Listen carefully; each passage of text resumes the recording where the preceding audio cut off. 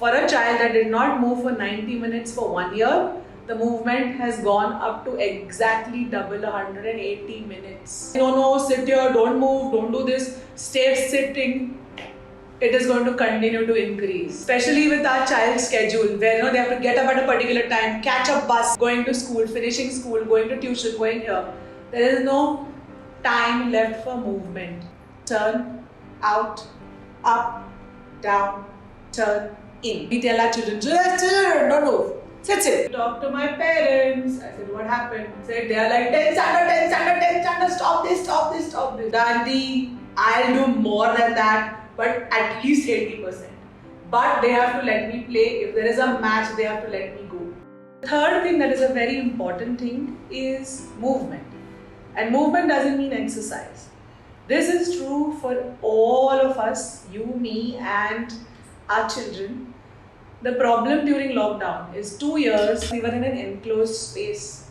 We didn't move as much as we are supposed to. On an average, a 2-year-old moves for about 90 minutes in a day. 90 minutes is an hour and a half. When you move that much, that's when the brain is ready, settling, taking information. New information, studying happens. Where was this movement? For 2 years it wasn't there. So there is something called as a movement debt. That means when you haven't moved, it's a debt on your body, and it continued in 2020 and it continued in 2021, and finally in 2022 when we got out, we were so nervous we would go out, do our things and come back in. This is the year where now we've really started going out, traveling, going to the beaches, going to the playgrounds, doing all the garden stuff. So that 90-minute thing has gone up to 3 hours. So for a child that did not move for 90 minutes for 1 year, the movement has gone up to exactly double 180 minutes. So that half an hour of studying can happen. And the more you put the child, say, no, sit here, don't move, don't do this, stay sitting, it is going to continue to increase. Especially with our child's schedule where they have to get up at a particular time, catch a bus, go to not just a bus, even the school bus comes at this time, going to school, finishing school, going to tuition, going here. There is no time left for movement. So then you tell me that, we go to the beach on Sundays, we can play. No, the Sundays are playing for 6 hours. 6 hours a week does not total up to 3 hours a day. It's like telling me that, my child doesn't eat, I'll only feed him on Sunday. That doesn't work, no? Something that is required for 3 hours a day cannot be caught up over the weekend. Not enough. So unless we hit this movement debt, that restlessness is not going anywhere. It isn't going anywhere. Incorporate movement in everyday activity. Get rid of their child's chair, put them on a ball, let them sit on the ball. So they're moving when they're doing their work. That helps certain children. Still others have things inside the house if it's possible.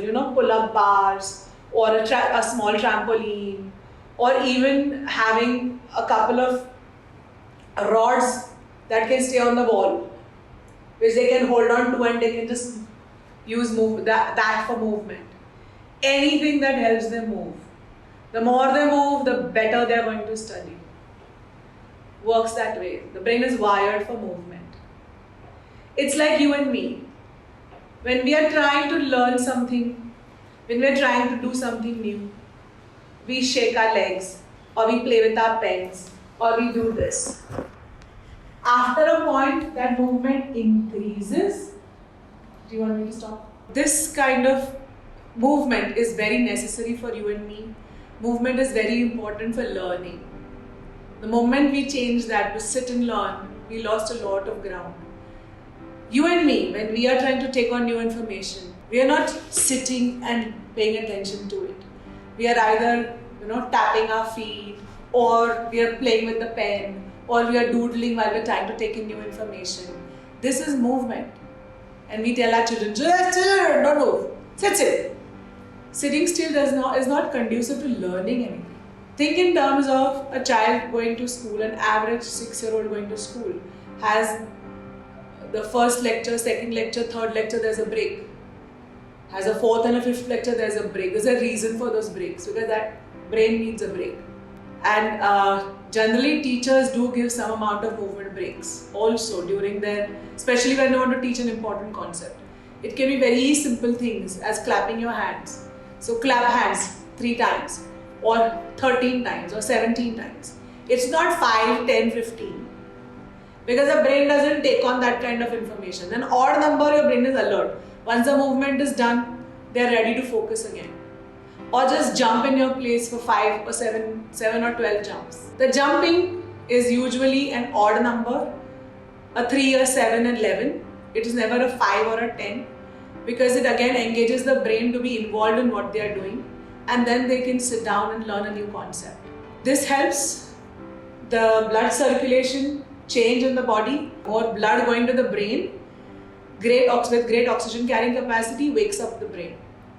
If that is not possible, sometimes, especially during exams, I'll ask you to do something over here. So get a paper and pen, write your name. Now put that paper down, hands together, turn, out, up, turn, in. 1, 2, 3, 4, 3, 2, 1, 2, 3, 4, 3, 2, 1. Together, turn, out, up, down, turn, in. Write your names again. What happened? Did it get faster? Did it get smoother? Did it get zoom in, zoom out? Simple movement. Change your handwriting. That's what it does. It's a very simple movement. Now apply this when your child is concerned, who's an exam going child.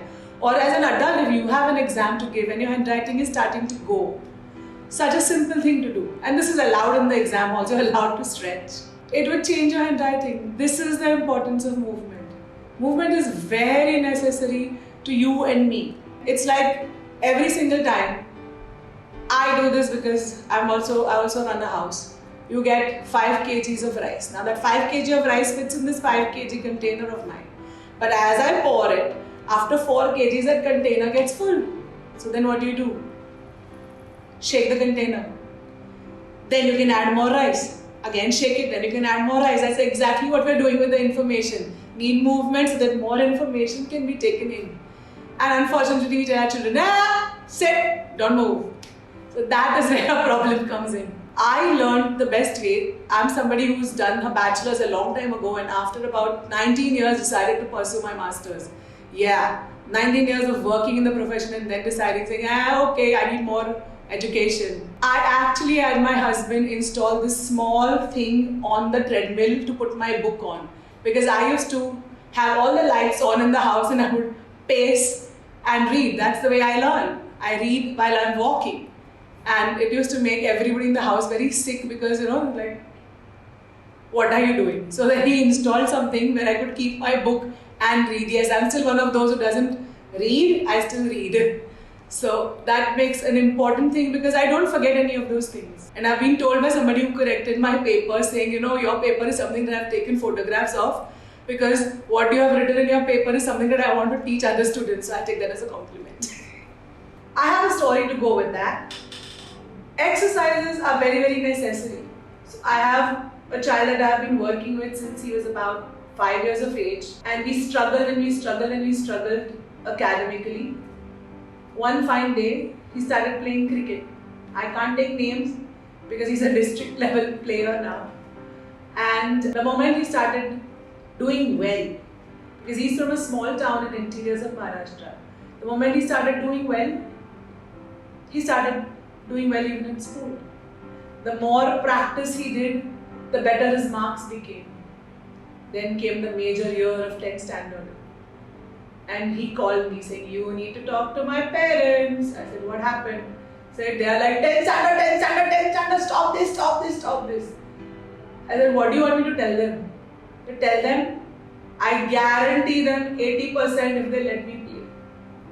I'm like, are you sure? Like, Mugdha, I'll do more than that, but at least 80%. But they have to let me play. If there is a match, they have to let me go. You also have to speak to my principal. So I said, fine. And I went down there, spoke to the principal, sat down the parents, the grandparents, and like, listen, let him be. I guarantee you he gets a distinction. That child made me proud. He stood second in school. That was like too much. That was icing on the cake. It was so good to get his marks, 89 point something. He told us up to 90%. But one day before his boards, he's gone to play. Unless he did that movement, he could not have written the papers. The parents stopped all of his extracurricular activities exactly for 10 days, and his marks went from 70% to 55%. That's when I told the parents, let's do this, let's let him play, let's let him move, and he will do better. And 90% I think is superb.